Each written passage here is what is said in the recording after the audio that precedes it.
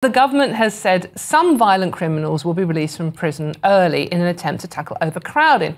Justice Secretary Shabana Mahmood has announced the scheme to release thousands of prisoners early to avoid a total breakdown of law and order. This comes as former Home Secretary Suella Braverman said Labour is putting the public at risk with this new scheme, which, if I remember rightly, was kind of a Conservative scheme originally, but in any case. Joining me now is GBNews political correspondent Catherine Forster to explain,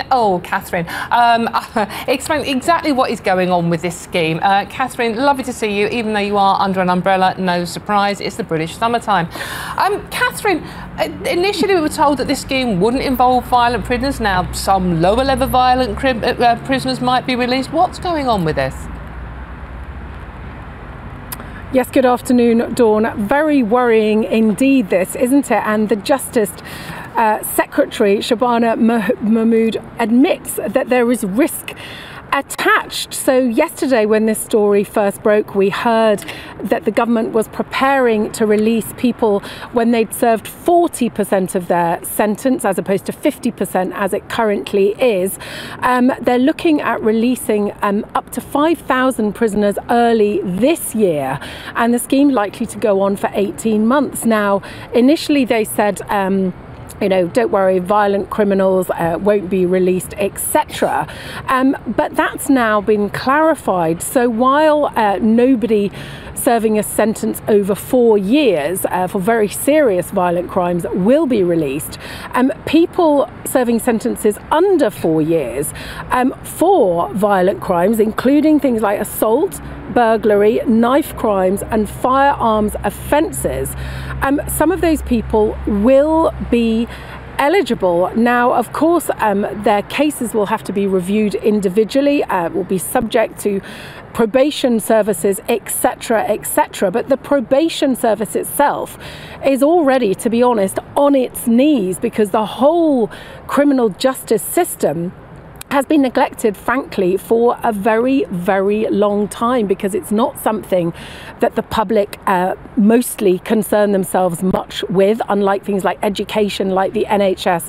So, you know, the cuts that happened during austerity did hit it particularly hard, and now we have come to breaking point. Now, Shabana Mahmood saying that this is the only way to avert disaster, and basically if they don't release people early to make spaces in the jails, there's only about 700 spaces left for men in England and Wales prisons now.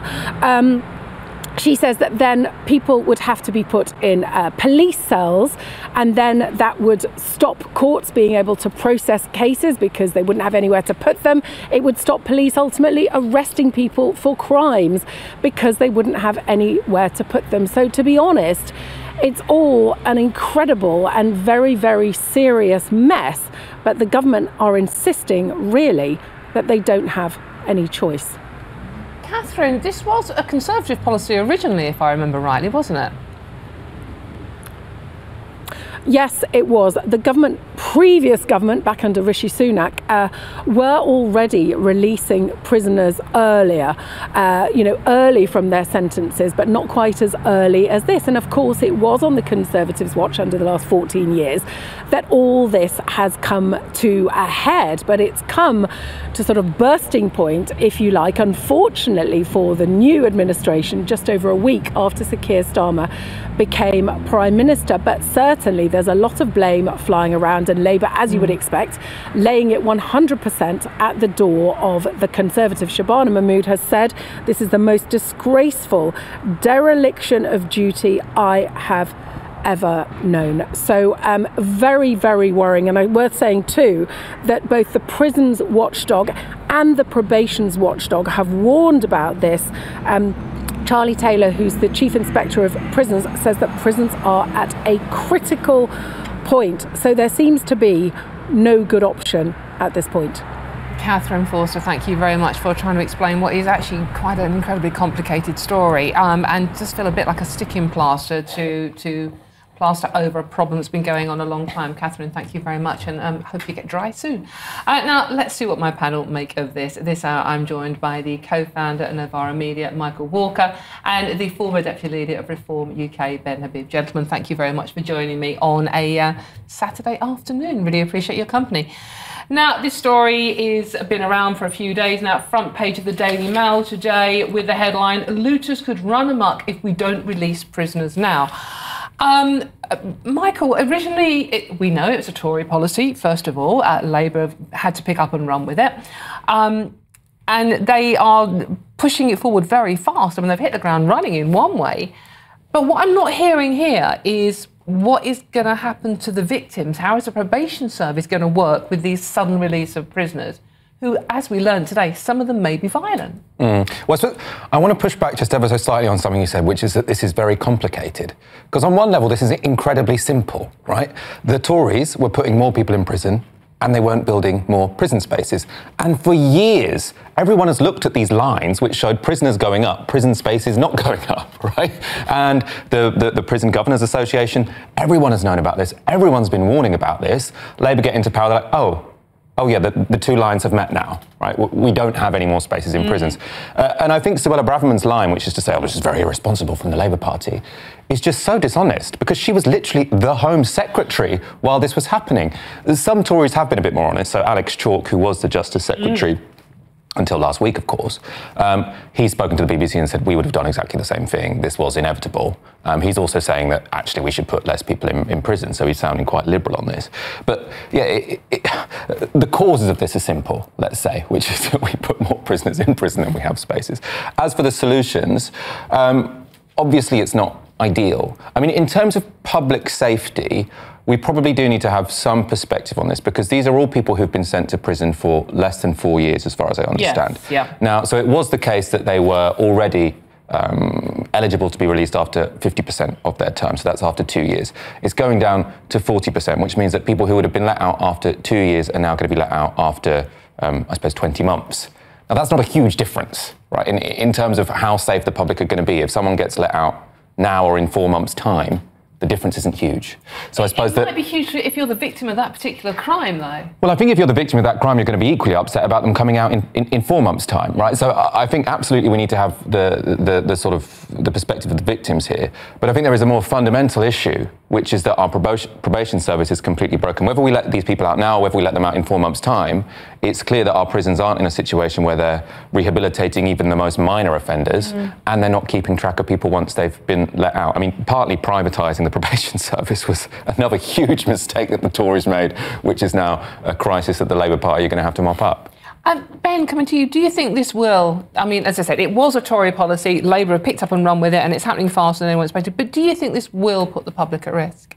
It can't be good for the public, can it? I mean, you know, releasing people who've been convicted of violent criminal acts, no matter what the sentencing was, you know, these are people who are criminals and they've been put away for a good reason. And we've got to bear in mind that only 2% of violent crimes actually result in a conviction.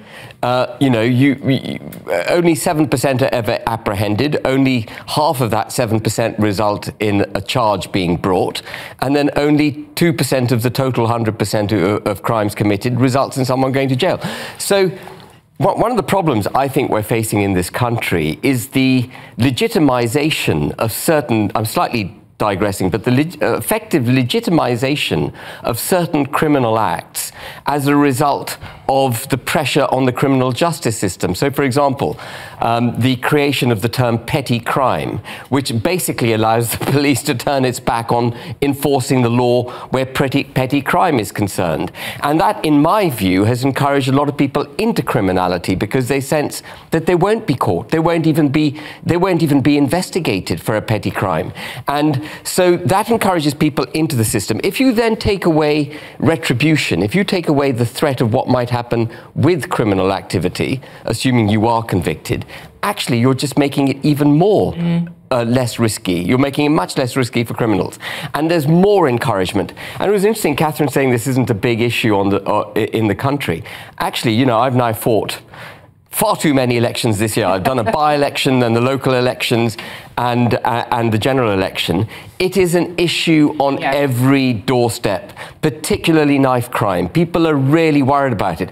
But it's, you know, knife crime is a symptom of all other criminality as well. Weed. You know, you can smell weed everywhere you go nowadays on the streets of London and Wellingborough and Rushden, where I was standing, and other places. You see syringes being dropped all over the place.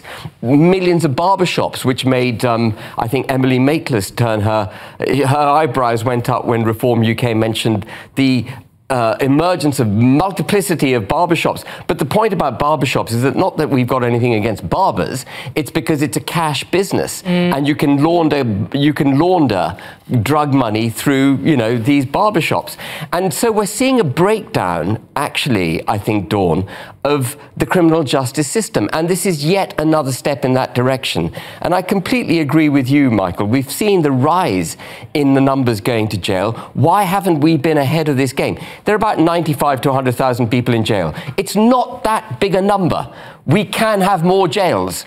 You know, it's not beyond us to be able to build another 10,000 cells somewhere. You know, we should be able to do it. We've got redundant Air Force bases that are now being handed over to... I was going to mention that because it was discussed using these to house migrants initially rather than using hotels. And they are being used to house migrants. Wethersfield Air Base, for example, is being used to house migrants. So is that an option, maybe, Michael, for housing the overflow of prisoners until we get the system up and running and build more prisons, which we can't do overnight, obviously?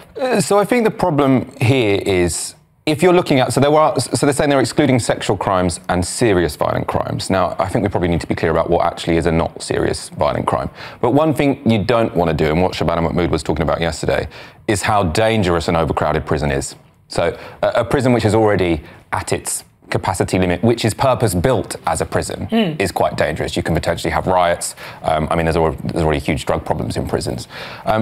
So what we don't want to be doing is putting people who have committed... Now, I know no crime is minor if you're the victim, but a crime where we think they are probably someone who can be rehabilitated, you know, maybe they made a mistake. These do exist.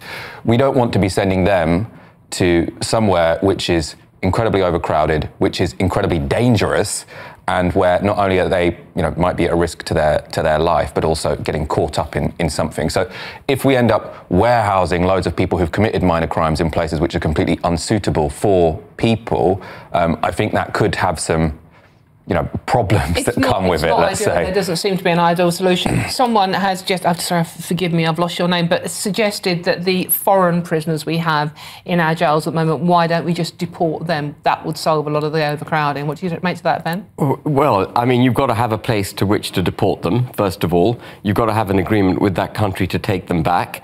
That country will probably require us to pay money, good money, in order to take them back. We're quite used to doing that, to be fair. Yeah, we've done that with Albania. We were paying Albania, I think, £40,000 per Albanian that we sent back to Albania who'd been convicted in the United Kingdom, which is about, I think, £10,000 a year less than what it costs us to keep a prisoner in UK jails. You know, it's vastly expensive putting people behind bars. Yes. The other huge group of people who are in jail at the moment is people on remand. So it's people who literally just waiting for their court case. I think there's about 16,000, somewhere between 12 and 16,000 people currently in prison because they're waiting to have their case heard. The whole system is... It's crumbling. Yeah. And it's an issue because if the criminal justice system is seen not to be working, you create more crime. And if you create more crime, you're in a vicious circle out of which you can't get. The headline of the Daily Mail today. We're running out of time on that one, unfortunately, talking of time.